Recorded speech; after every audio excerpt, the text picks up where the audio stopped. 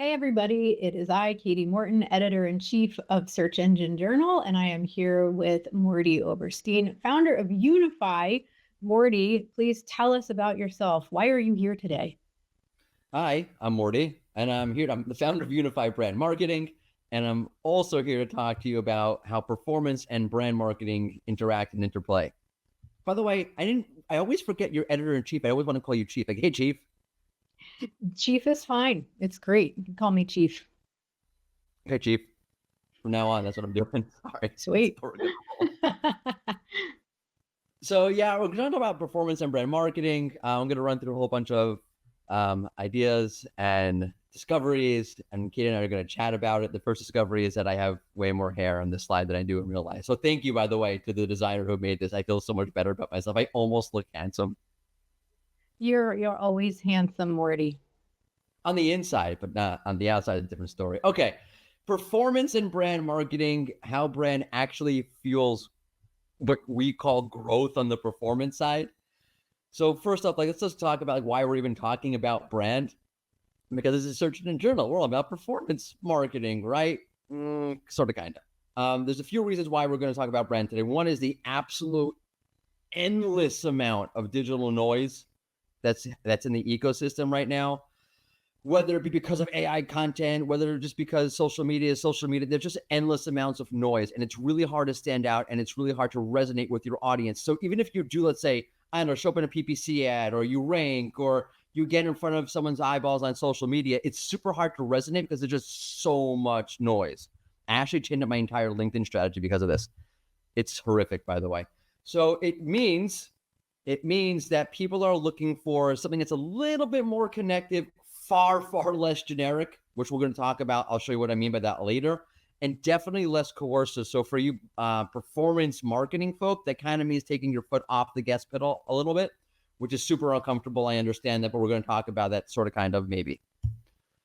This is a B2B event, asset, whatever you want to call it. What we're doing now is a B2B thing. So what I'm telling you about there being too much digital noise, about the need for brand, yada, yada, yada, is super applicable B2B. It's actually almost especially applicable B2B. And there's another reason why we're talking about brand, and that's because Google is not Google anymore. Or Google really never was Google, but we didn't realize it. But now we do realize it. Like the SERP is a dumpster fire. It's been trashed for a while. It's been incredibly volatile. Like, I actually have data on this. Like, it's insane how much more volatile the SERP is now relative, let's say, I don't know, like 3 years ago. It's bonkers. Okay, the standard deviation of rank fluctuations is above 2 on average, somewhere around there, which is like super volatile. So search isn't the channel we thought it was. It really never was, to be honest with you. Rand Fishkin's got a great video about this where he talks about, oh yeah, your traffic, like your Google Analytics for like anybody's actually using that, whatever analytics you're using, will say, oh, the traffic came from Google, but that's not actually how it works. But we'll talk about more about that later. So what do you do if there's so much digital noise, no one's paying attention, even if you get in front of their eyeballs, Google's not Google anymore, B2B is actually changed in a lot of ways. You look for the helpers. Like you always do, first off, like default, always do what Mr. Rogers says. And Mr. Rogers says, look for the helpers. And brand, as we're going to talk about, is the big helper. Katie, I'm kind of curious. We talked about before we did the actual webinar. We talk a lot. Like independently and together, we talk a lot. There seems to be like I feel like a digital winter coming. Like there's just so much brand noise. It's just out of control. I'm sorry, digital noise. It's out of control. Yeah, well, and I feel like to your point about that phrase, the digital winter, I feel like it's already here. A lot of people, based on the dumpster fire of the SERP, we've seen a lot of small publishers go out of business, and it's been really tough on an entire industry, in almost every industry that relies on internet traffic. Google's really squeezed those pipes shut, to use the technical term. So people are looking, as you said, for the helpers. Where else can we drive traffic? How can we drive traffic? And that's part of what you're going to reveal to us today. Oh yeah, mystery revealed. I have all the secrets. One of the things, but it's not in my presentation, but you just made me think about it. I'm just gonna say it randomly now, and what I'm gonna talk about will help you do this. Is direct traffic. Direct traffic is enormously valuable. So think about direct traffic, because then you're not relying on algorithms. And I'm like, oh, it's super awesome. Okay, let's get into this a little bit more and discuss why brand is B2B, because everyone kind of thinks like, no, brand, that's B2C, which is not true. Okay, brand is super B2B right now. More than ever. Okay, if you're thinking like, oh, brand, that's like a B2C kind of thing, not true. One of the hot in the brand marketing world, emotive marketing and the B2B space is one of the hottest topics right now. Like someone asked me to write up a whole thing about like what I think what's going on in 2025. I'm like, oh, emotive branding for B2B. That's a sweet spot right now. So if you're thinking that brand is just B2C, that's an old notion that kind of was lingered on, but it's not true anymore. And B2B brands particularly suck at emotive B2B. Like they're this dude, wait for it. Yeah, you're that dude, dropping the ball and then letting the other team score and win the game. I still hold on to this as a victory. This happened 10 years ago. I'm still proud of this moment for my team. This is sad. The way B2B brands go about digital marketing, and particularly at the copy level, is I'm super, super, super sarcastic and snarky. So when I say inspirational, I don't really mean it. I mean the opposite of whatever inspirational is. And you could just see, I spent 5 minutes doing this. I spent 5 minutes looking for bad web copy. It took me 5 minutes to find this. Express yourself with confidence. That's a very differentiated message never heard before anywhere. The AI editor for everyone is, guess what? Is the AI editor for no one. So please, here's my wallet, take my money, and go ahead, pillage my bank account. I don't even understand this. Okay, again, I'm super sarcastic and snarky. This is just me. I don't understand this. Nothing says creativity like stock images. Really? Yes. When I think... I'm going to interrupt you, Morty. They also really drive the point home with the background image of a beige sweater. Oh, I didn't even notice that. That's so good. That's so good. Yes. Nothing says creativity like beige sweaters that my grandfather wears. No offense to all the grandpas. Holy crap. Wow, that's amazing. Good point. Okay. It's like, tell me you're lying to me without telling me you're lying to me. Also, here, tell me you're bad at marketing without telling me you're bad at marketing. Social media is best kept secret. Let me tell you something about marketing. You're not supposed to keep secrets. You know what you're supposed to do with marketing? You're supposed to publicize it and make sure everyone knows about it so they spend. So telling me it's a best kept secret is either a lie or you're just really bad at what you do, which is marketing. So why would I pay you my money? No, but really, take my firstborn child, my credit card, whatever you want. It's amazing what brands do.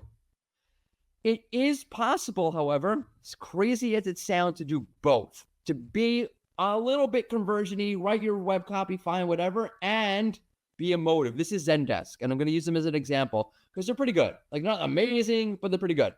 So the H1 AI first service, blah, blah, blah, it's pretty good. It's fine. But they go through and they kind of contextualize that. Customers and employees are more than interactions. They're human. They're giving you some emotional meat to work with. Yes, we're doing AI service, but no, it doesn't mean we forgot that you're a human being, that we're still servicing you, the human. And they get a little emotive. I'll give you an actual example. Like, here's an ad that they pulled. It's a 1-minute thing, so we're going to watch it together.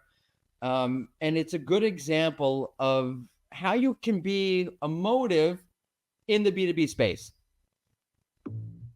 People of the planet, sapiens of the sphere, everyone on Earth. Ken from Kentucky, Renata from Rio, Jiro from Japan. We see you. You and your immaculate sneaker collection. We know a better customer experience is better for everyone. Better for the health nuts. Better for the plant parents. And guess what? It's even better for the bottom line. We know the precious time you have on this spinning rock is not meant to be spent waiting on hold for 92 minutes, only to be met with a, "Your call is very important to us." Nobody has time for that. You're out here doing your thing, And we know sometimes you just want to speak to a representative. Even our AI is all about YOU. Because while some say the customer is always right, we say the customer is always human. So we're building a better customer experience with AI that puts people first, which is better for all of us. Okay, great. Like, first off, that looks so B2C when you think about it. That didn't feel B2B. That felt super B2C. Guess what? That's Zendesk is B2B. It's a customer service platform for businesses. And what they're doing, and maybe it's not the best in the whole world, but what they're doing is they're saying, okay, look, we know we have to go AI. Everyone has to go AI. If we want to continue to function, we have to go AI. Fine. But we also know that we have to resonate. And we have to remind you that we see you, we know you, we understand you, we get you, we see you. And even if we're going super smart, in my opinion, even if we're going AI, it doesn't mean that we forgot about you. So it's possible to do B2B, a mode of marketing. And by the way, I'm curious what you think about this. I feel like, personally, I feel like this, but I feel like it's a trend in general. That barrier between professional life and personal life has narrowed. Like back in the day, I remember my dad is in my mind as I'm saying this. He goes to work every day with his briefcase and his tie, and he's super professional. I'm talking B2B. This is a big publication. Do I seem super professional at all? Well, you hit all the right notes, Morty, because really when you talk about, brand, it's having a personality that connects to customers. And so, whereas back in the day, it was more about being somebody who blended with kind of almost like an anonymous corporate culture that did not support individuality at all. And so, yeah, I think that this ad, which we could discuss, the AI washing of advertising these days, which we've mentioned in the past. But that aside, this really does try to connect to individual humans and just sort of acknowledging that we all have our differences, and that's a good thing, right? That we want to show up as authentic selves, not to do any spoilers there. But yeah, it's about the authenticity instead of just trying to like put on your suit and your mask and your corporate costume and just, blend. And yeah, hiding the emotions. I remember when I started my career, it was very much like just fit in and like don't get out of line, don't rock any boats. That was really the mode. That's landing for me. It should be like in the real estate sector, 20. Oh, it's so landing. But by the way, like we washed over this line. AI washing is a Katie original, and I'm stealing that line from you. You have like greenwashing. We talked about this before. If you're listening, we didn't talk about this before. Katie and I talked about this before. You didn't miss anything. Although you didn't miss something. It's a great conversation about greenwashing. Now we have like AI washing. So it's a great phrase. And by the way, the point about individuality, that's exactly what it is. We're much more individualistic at our jobs, and that corporate facade just kind of doesn't exist anymore. So if you're listening and you're watching this, hopefully you're watching this, not just listening, but hopefully you are listening too. It's that corporate facade doesn't exist anymore. So B2B is a completely different space from a brand point of view. And I think a lot of brands are way, way behind in that notion. But you're not anymore because you're with us. So let's keep going. So brand, check this out. Brand drives traffic. This is what we're really here for. Yes, okay, we've talked about, we understand why we need brand, but let's get into the nitty gritty of like the performance. Brand drives traffic, and you're really skeptical about that. And I understand that, but I want to run through what brand actually produces. Okay, branded searches plus offering. So brand name plus offering. Buffalo Wild Wings plus sauce. Buffalo Wild Wings plus boneless wings. You'll see why I'm going with Buffalo Wild Wings, which is a chicken wing chain in the US. I'll get to that later. But brand produces that. It gets people searching for your brand name and what you do, which is super important. Like I said, it's super important because it helps Google contextualize what you're all about, right? If Google sees Nike plus shoes, Nike plus athletic wear, it gets the idea what Nike is about, right? Or in this case, Buffalo Wild Wings. I was going to say wings produce. Wings do produce. But brand produces mentions. which, by the way, Brittany Muller, who's a fantabulous, that's a new word, fantabulous person to follow on social media, just put this on, I think it was on X I saw this. I can't even keep track of my social media where I see things anymore. Mentions are the new links in an LLM world. Brand produces mentions. What really makes Buffalo Wild Wings chicken so delicious is a mention. By the way, it probably also produces traffic because after you see that wing, how are you not Googling Buffalo Wild Wings near me? It also produces links with optimized anchor text, which is crazy. All of this, by the way, is part of Mark Williams Cook's exploitation. I purposely phrased that so it sound like Mark Williams Cook is exploiting people, just so I control Mark just a wee bit. Hi, Mark. Oh, I just did it. I'm realizing. Hi, Mark. From the room. Okay, I'm just like off the rails. And there's a movie called The Room, and like there's a guy walks in and goes, "Oh, hi, Mark," and I just did that without realizing it, not on purpose. Back on track. Mark Williams Cook found a Google, I don't know what you want to call it. Like he found part of the algorithm, basically, an exploitation in the algorithm. That's why I put the word exploitation there. And he actually got paid by Google $17,000 to report it, all of which he donated to charity because Mark is a good guy. The things I just mentioned, okay, brand mentions, obviously links we know about, branded searches plus service offering or product offering is all kind of part of what Mark found within his exploitation, which is what he's talking about here in this slide about search quality scores, which include branded mentions and service offering, mentions across the web, includes links and yada, yada, yada. Okay, brand also, because you thought the only place and the only way that you can get into a listicle was cold outreach. No, it's not true. Brand can get you into a listicle like it does here, right? Top 30 chicken wings in America, Buffalo Wild Wings. It also gets you into SERP features. You see Buffalo Wild Wings in here, and people also ask it. I'll put it this way, okay? The machines are aware. If you put in chicken wing restaurant to a third-party SEO tool, okay, you're going to get 2 restaurants back. You put a bunch of topics, you'll get Wingstop and Buffalo Wild Wings back.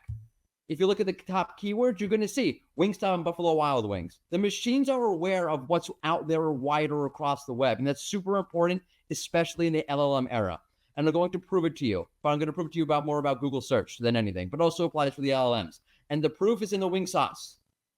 Okay, we're going to take a look at Buffalo Wild Wings and Wingstop. I know this is a B2B event, webinar thingamajigger. They are B2C. But what I told you already is that B2B and B2C in motor marketing have kind of narrowed the gap on that. So what I'm telling you here about Wingstop and Buffalo Wild Wings applies B2B. Everything I'm telling you applies B2B. I'm just using them because they are a great example of what I'm talking about. Pause for a sip of water. And we're back. So a quick little rundown of each one of these. Wingstop has 2,175 U.S. locations. The last time I checked, $500 million of revenue in 2023 and 4,000 employees. Buffalo Wild Wings has 1,322 U.S. locations. Opened their 100th quick service location in 2024. That seems like a random fact, Morty. It isn't. You'll see why later. Has 44,000 employees and $2 billion of revenue as of 2023. They are a gargantuan mammoth. Now, the premise is that Wingstop should be crushing it. Yes, Buffalo Wild Wings is a legacy brand. They've been around long. Not a legacy. They've been around longer than Wingstop. But Wingstop is super hot. As SEJ's own Matt Southern pointed out to me, as I was promoting this event on Blue Sky, again, hard to keep track of all the social media. I'm pretty sure that's Blue Sky. Looking forward to this discussion. My guess as to why they're winning, meaning Wingstop has major cool factor, and they speak to Gen Z, and they do. I saw this on Discussion Forum. They are super hip and super cool, but they're not winning the way you think they should be winning. You could see, by the way, the trend for legacy social media, because Buffalo Wild Wings has been around. They have more followers on X, and they have more followers on Facebook. But on the newer, hipper platforms, like Instagram or TikTok, which is now back in America. I guess, hooray. I don't know. I'm a middle-aged white man who's balding. I don't do TikTok. They they have more, they being Wingstop, have way more followers because they, as Matt correctly pointed out, are super hip, super cool.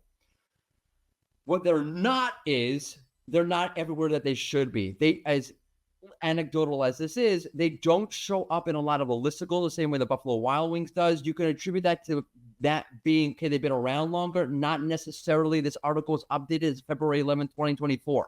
So why wouldn't Wingstop be in there? And especially, at least not at the top, right? This has nothing to do with like legacy per se, okay? When you Google best chicken wings in the USA, at least when I Google this, it's changed all the time, super volatile, but I just checked this the other day again. Buffalo Wild Wings appears in the people also search for. Wingstop does not. And that's like, don't tell me legacy. Like, that's not nothing to do with legacy. That's something else. When I looked in ChatGPT, someone else mentioned to me they saw the opposite. When I searched for it, Buffalo Wild Wings search was the first result that I got back from ChatGPT. If we break this down a little bit, just kind of like what's going on here, why is that happening?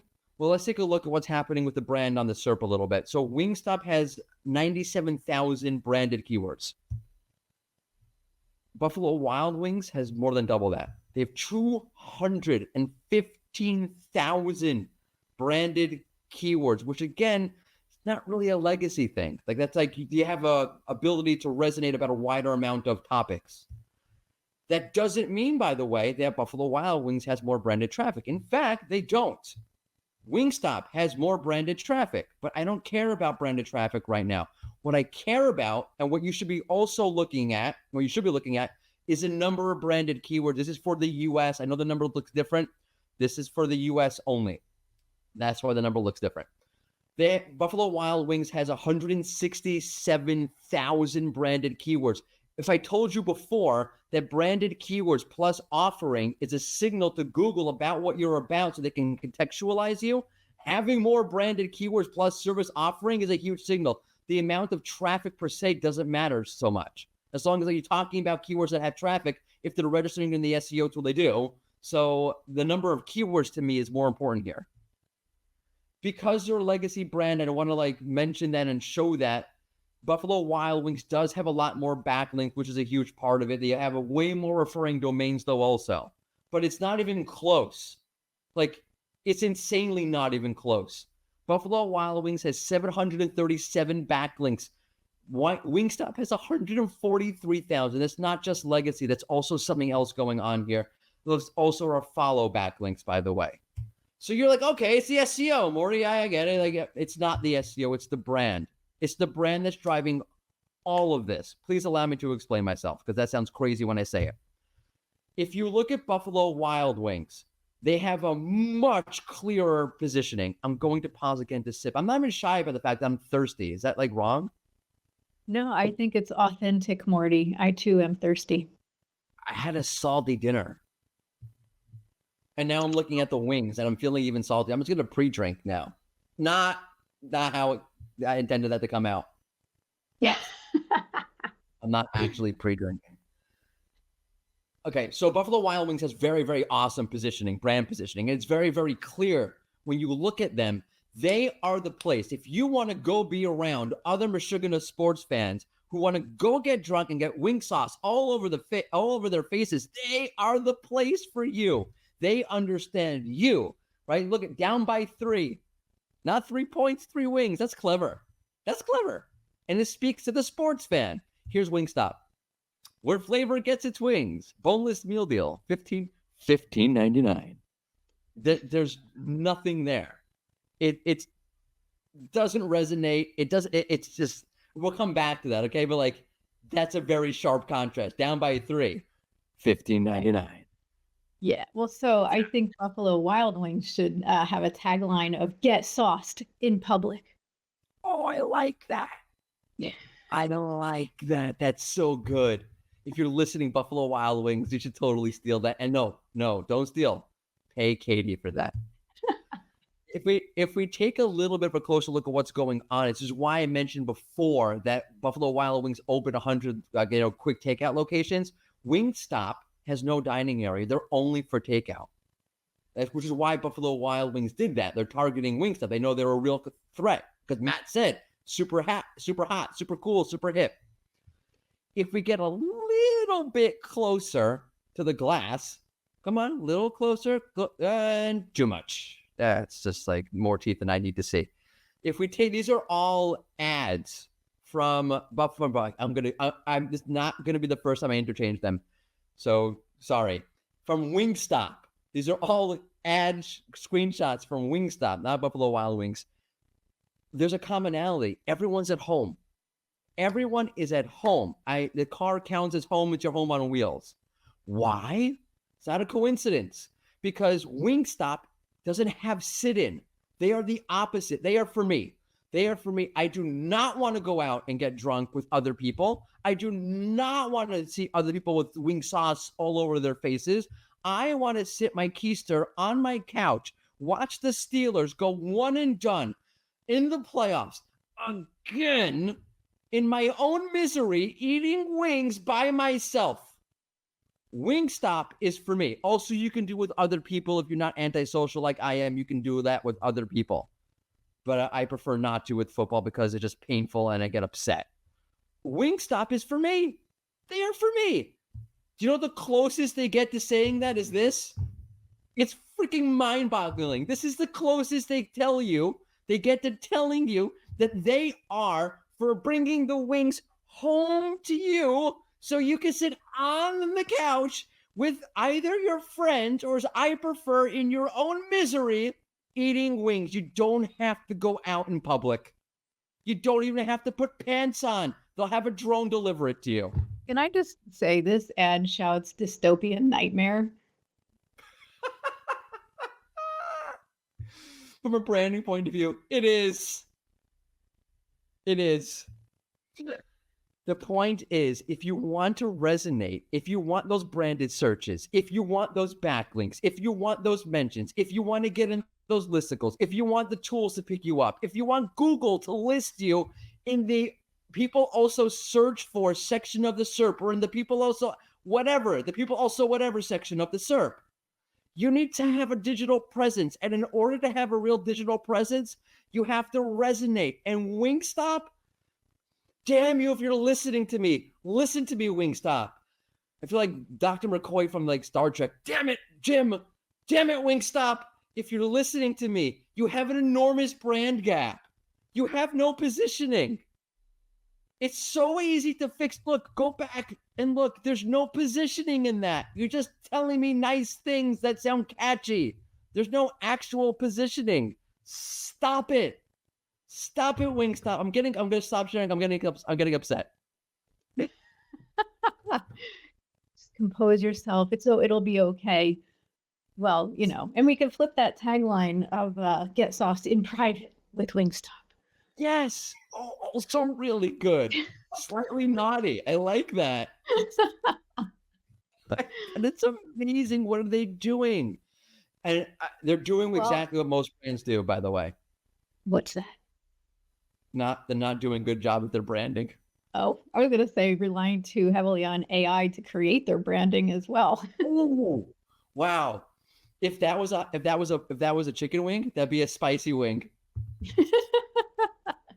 Kapow. Spicy. Okay. So let's actually get into this. And now that we understand like brand is really super important, I want to tell you that's way more important than you even think, because brand doesn't drive just traffic like I just showed you there, that it will get you onto the SERP, it'll get traffic, right? You'll get mentions and links. By the way, links are fundamentally to me about traffic more than anything else. Getting a link on a big news website will get you millions of visitors. I've seen this happen personally. Brand even gets you, check this out, clicks and conversions. So if you think clicks, okay, SEO, search engine journal, if you think clicks are about rank, you're so wrong. And I know like, oh, but I read a CTR study, Morty, that says if I'm at position 2, the CTR is this. And if I'm at position 3, the CTR is that. Screw that study. Unless it was from somebody that I love, in which case that study is great. But it's not exactly how it works. That's how it works in aggregate, in general, kind of, sort of, but not in a vacuum. Because when we say like the funnel is messy, This is one of the examples of exactly how we're talking about. The funnel is so messy. If you're not a brand that's recognized, your CTR is going to be lower if you're on a SERP with recognized brands. And if you don't believe me, because I'm just some schmendrick, believe Eli Schwartz. He wrote a book about SEO called Product-Led SEO. Buy the book. It's on Amazon. I have 20 signed copies sitting in my closet. Sorry, Eli. I never gave them out. So if you want a free copy of that signed by Eli, hit me up. But he writes, right, if you compare click-through rates to a company without a brand to a company with a brand, you can see the difference. Elena Solis herself, queen of the SEOs, mentioned the same exact thing on a Crawling Mondays I was doing with her a few weeks ago. I am not good with time, except my own time. I'm 40 years old and I'm aging quickly.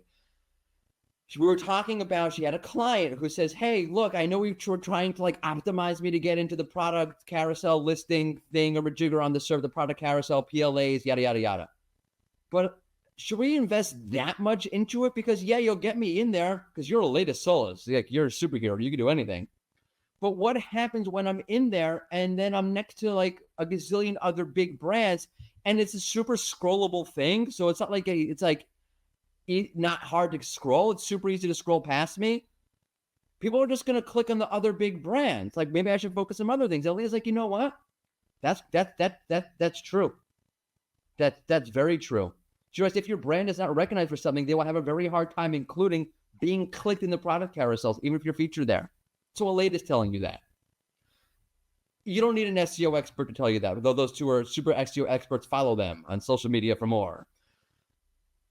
If you wanted to spend time with me, if you had that unfortunate circumstance happen to you, which you have right now, but you're not actually spending time with me, I'm just telling you about SEO and marketing stuff, we would inevitably talk about the Yankees. I'm a giant Yankees fan. I love the Yankees. They're so good.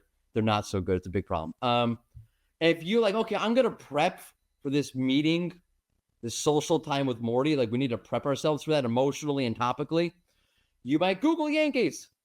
And you're not a big baseball nut, so I don't know what to click on here. I see MajorLeagueBaseball.com. I see Sports Illustrated. I see two other websites that I know nothing about. Who are you going to click on?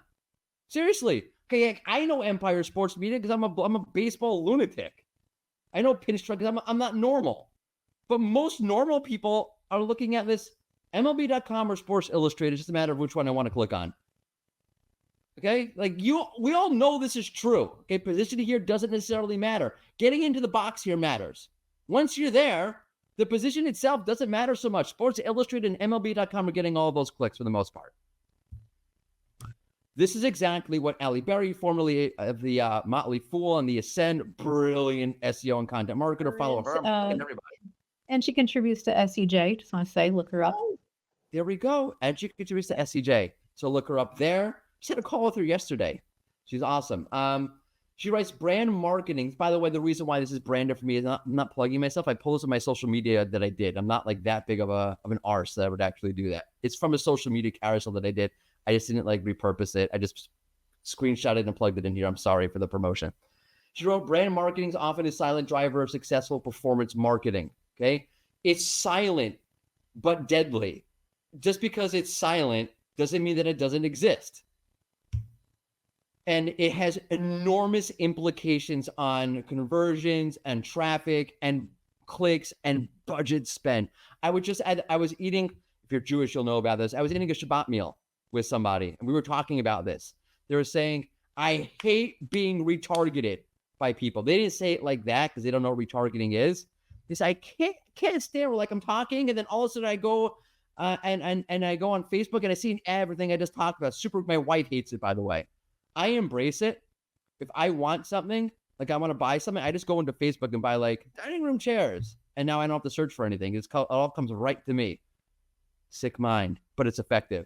There was a market, but it's a little creepy when they're listening. I just got to say that. It's super creepy. Okay. So the performance marketers out there will say, retarget. If you're a brand marketer, you will say, pump the brakes on that.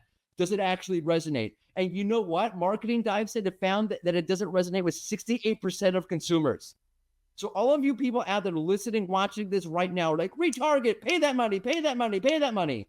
68% of your consumers think you're a pain in the ass right now. And even if they click, by the way, they still think you're a pain in the ass. Kevin Indig put it really, really well. By the way, check out Kevin Indig's weekly, pretty sure it's weekly. Yeah, it's weekly. SEJ column, growth memo. You can see it's right. He's got his big face. Kevin's big face right there. Beautiful face, by the way. Kevin's got, I feel like Donald Trump, beautiful face. He's got a beautiful face. Kevin Indig. He wrote, and it's super true, and I've seen this firsthand so many times.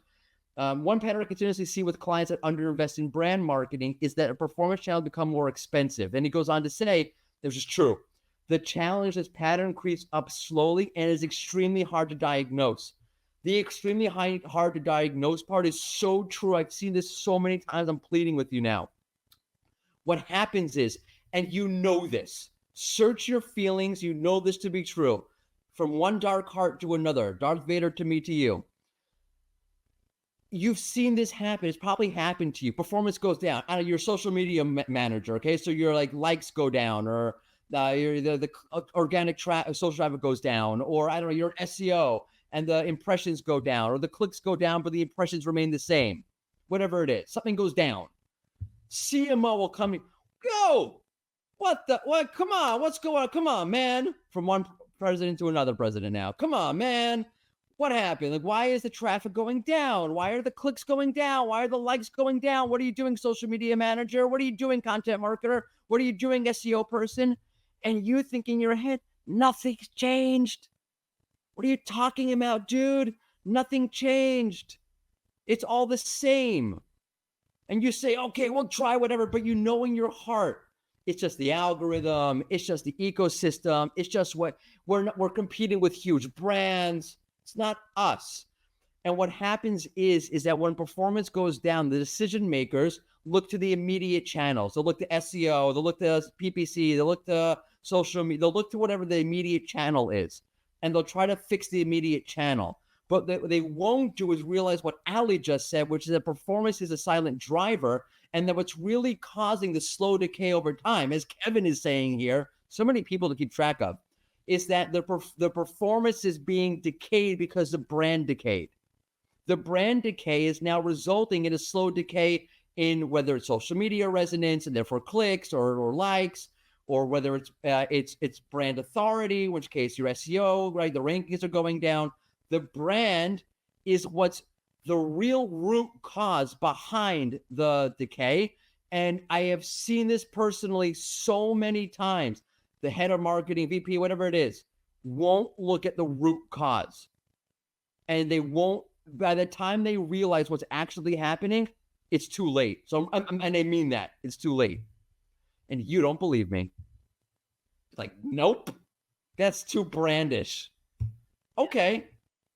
If you want to lose 20% of your stock value, like a certain shoe company that I know of, go right ahead and don't believe me. But Nike saw this. Nike, I don't want to get into the whole story, but Nike super, well, like maybe we will, like for right now, Nike invested super heavily in performance, like SEO. They saw that didn't work. And they went back to brand. Nike shifts more performance dollars to brand building, doing a bad job at it, by the way, but it's a different story. But you're not Nike. I just want to say that. You are not Nike. Nike built themselves on brand. They know the value of brand. They got built on brand. Most companies didn't. Most companies got built, I will tell you the truth, most companies got built because they had the right product at the right time. That's generally how most companies are successful, not their marketing. And they haven't done real brand. Most of the people I talk to haven't actually sat down and thought like a simple question of like, who's actually really interested in me? Like a basic brand question. I promise you, they haven't. And they're not going to do that. If they see the performance decay, like I just talked about, they're going to go to the performance channels because they're not Nike. They never had brands. They're not going to go pivot back to it. I need a break. Deep breaths. Nike is bonkers, by the way. Like that was like 20% of their stock value. It's bonkers. Yeah, that is painful. We did research what coincided with that exact drop, and you explained to me that it was an earnings call. So like they didn't meet their earnings based on all these brand attrition factors that you're talking about. which then caused a sudden drop in the stock price. But that was like, it all happens gradually and then all at once. It's like bankruptcy. Yeah, it's like amazing. So yeah, what happened was like their performance went down. They doubled down on digital. So Nike is crazy. You're right. They had an earnings call and they didn't meet expectations, and their stock fell off because of it. But the reason behind the earnings is the interesting part, because what they did was they doubled down on digital. They went digital during COVID, not because of COVID. They went digital at the same time as COVID, and COVID hit. And they were like, oh, digital works. This is, by the way, how silly brands could be. They expected that to continue after COVID. But one of the more annoying things to buy online are shoes, just to be honest with you. I just did it, by the way. I just bought shoes online and they didn't fit the way they were supposed to. I'm like, all right, whatever. I now have to live with it. They're not good anymore.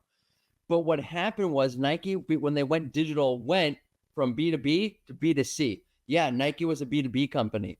What they would do is they would focus on their outlets, like their actual outlets, their suppliers. Like, I'm not getting that word right. Can't get it right. Foot Locker. They would focus on Foot Locker. And when they pulled back, Foot Locker said, what do we do? I guess let's put On and Hoka on the shelves. So Nike literally gave their competitors shelf space. The reason why those competitors are so popular right now is because Nike screwed the pooch so badly. So badly. And then they're like, oh man, we're not actually performing as well. And then the stock fell off. Crazy, right? That is crazy, because when I think about just looking around at my local community, I can't remember the last time I saw a Nike swoosh on a pair of sneakers, but I do recall seeing Hoka's recently, because they have a sort of I'll just call it a signature look. It's whatever your taste is, no judgment, but I know people who buy them and wear them and they swear by them. So, Nike really gave up some of that brand recognition. Yeah. My wife will never go back. She's a nurse. She's on her feet all the time. She's like, oh, this is way more comfortable than what she was wearing before. It wasn't Nike. When you give, I'm just going to say this to you, okay? Not you, Katie, the audience, and Katie, everyone can listen. When you give up that brand spot and it's not like, okay, you build the brand, and brands do this all the time. You see it, by the way, in the digital marketing space, super common. We got the audience. We built the brand. Now we can do the next thing. No, you can't. It's like I don't know if you ever had to lose weight for something. I had to lose weight for a medical condition that I had. You better lose a few pounds. So I did. It's not just losing the initial, it's not the initial thing that you need to do, right? In this case, I had to lose some weight. It's maintaining it that's hard. If you're an SEO, okay, getting the rankings is one thing. You know this. Maintaining the ranking is a totally different ballgame.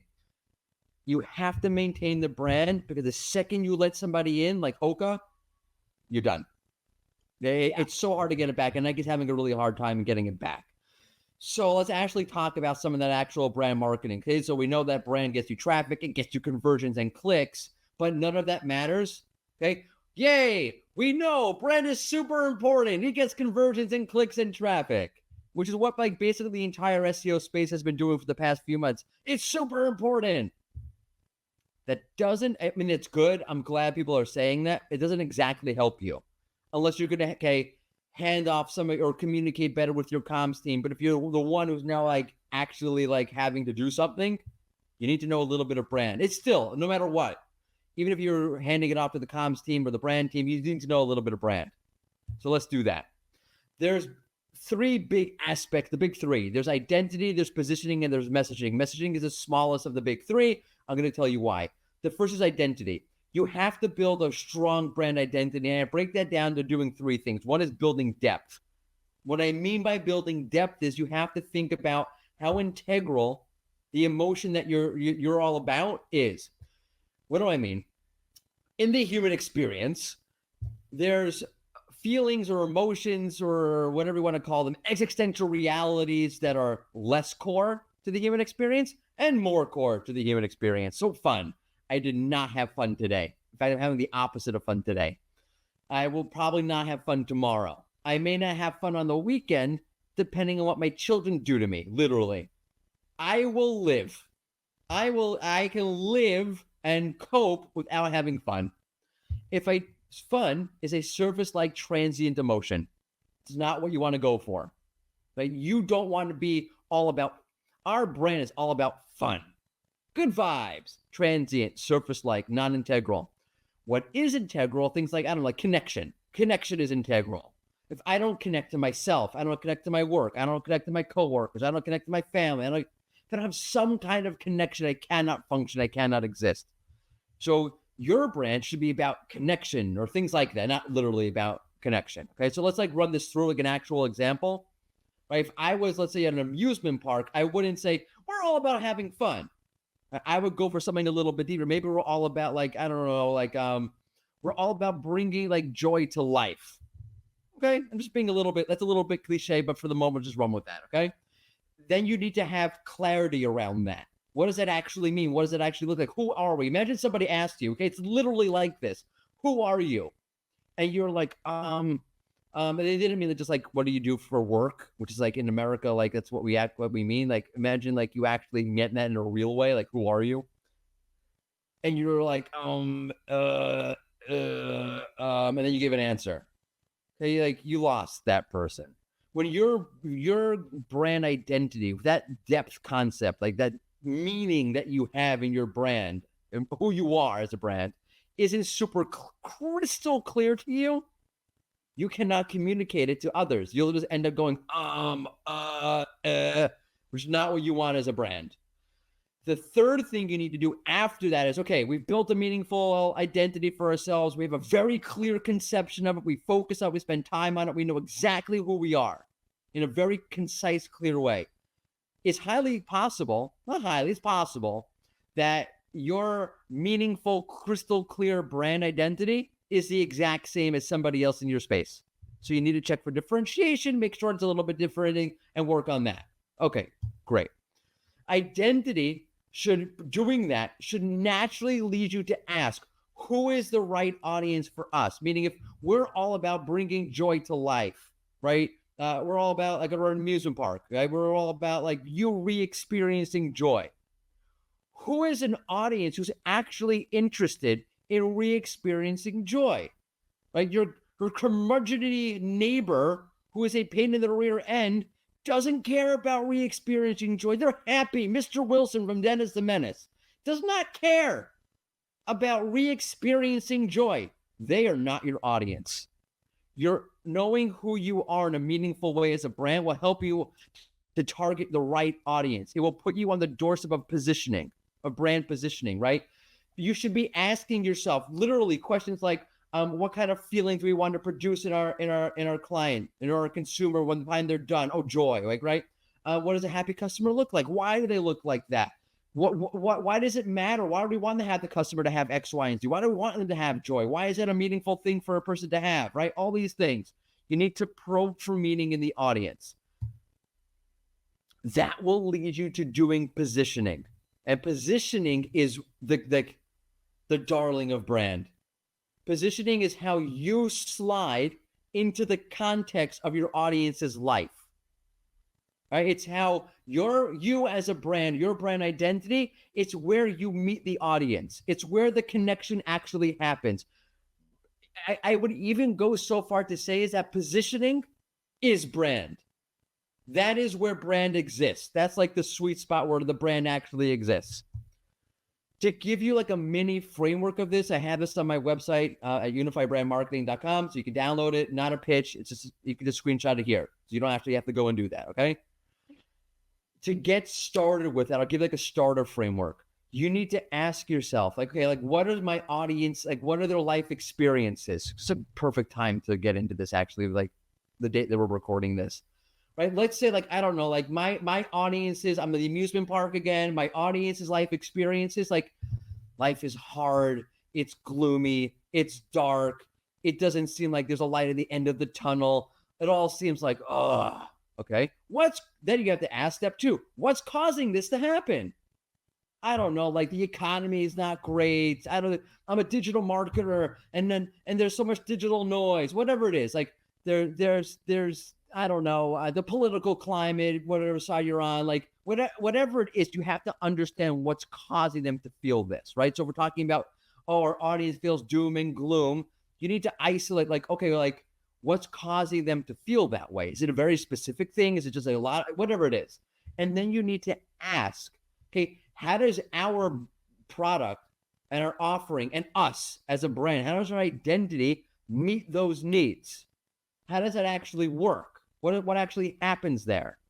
Like, so in our case, let's say, like, you know what, like life is gloomy, life is horrible, the economy is really hard right now. Let's just say that's the reason why you've identified that people are having a doom and gloom kind of attitude.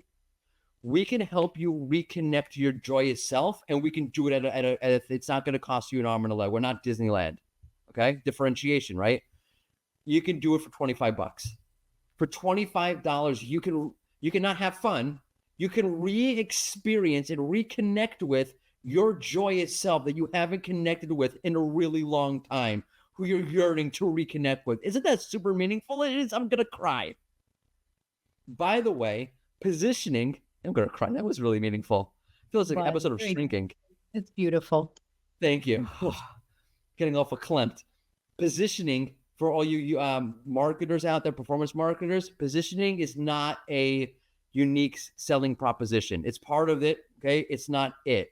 A USP, unique selling proposition, is exactly what it says it is. It's a proposition. It gets you interested. Where do you actually connect and feel like this brand and this product and this offering meets my actual needs? That's positioning. Positioning is where they actually connect with you. It's why I said before, positioning is really brand. It's where the connection happens, where you and your audience meet. Now comes messaging. Now, the messaging should be super simple at this point. Let's say we're this amusement park, and we're saying, like, you can re-experience your joyous self once again or reconnect with them. I really feel like I need to reconnect with my joyous self. Note to self, reconnect with joyous self after a webinar recording.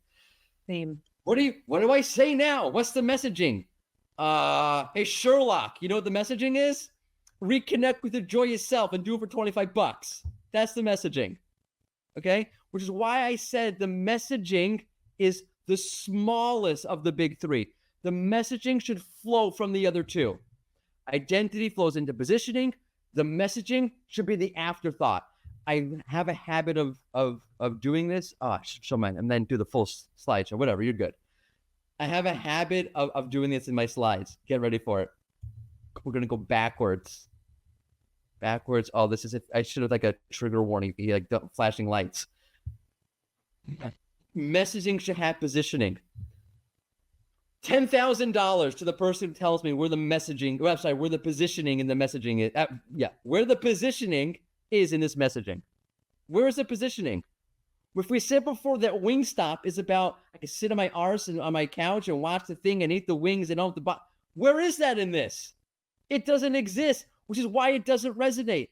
There's no positioning in this messaging. Your messaging should be an output, a natural spillover from your positioning.